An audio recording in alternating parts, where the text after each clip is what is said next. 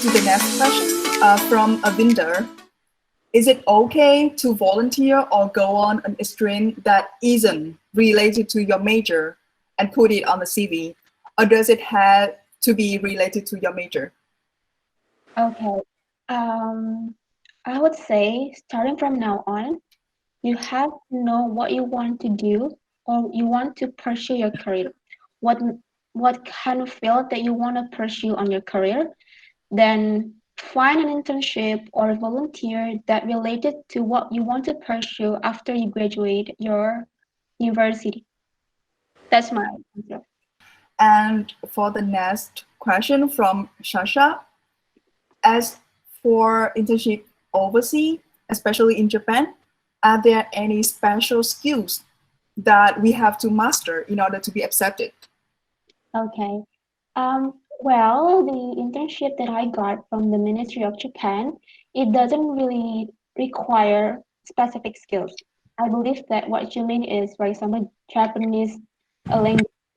It doesn't require that as long as you can speak English and have the, for example, TOEFL test for it to prove that you are good enough to speak English, then it must be enough. But other than that, what is more important is to create a really good CV so that it will be really interesting for them to look at you as an individual.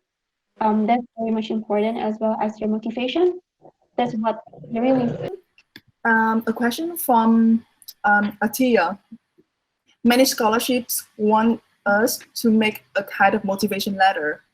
Could you give tips for the great motivation letter that everyone should know? Like how the first step to make a motivation letter for the scholarship or exchange program? Yeah, I mean, I think it would be the tips that I just mentioned, just showing before. And again, I think going back to what I mentioned, if you're unsure about exactly what you want to do, think about the key moments of your life and start from there and almost piece it together like a timeline and see what exactly you have in common and how that relates to your interests now. And that's a really compelling way to make a motivation letter. So this is a question from Amar to Yasmin. As I'm outside of Asia and from Ethiopia, does this apply to me as well, please? Like, I mean, I think that she's asking about the scholarship that you mentioned. Okay, yeah, unfortunately it wouldn't, because it's only for first and second year Australian students in that respect. But again, I would recommend going on whatever university you're interested in and looking at their scholarships for postgraduate international students, and also using Google. Google's actually a lot more helpful as well. So I'd say both of those things. But unfortunately, just domestic students for my scholarship. All right. For the next question from Zusumor to Yasmin. Every student wants a scholarship. I am also currently preparing for a state scholarship. My question is whether the scholarship I received in my country will provide additional opportunities in other countries. Oh yeah, definitely. I would certainly say so.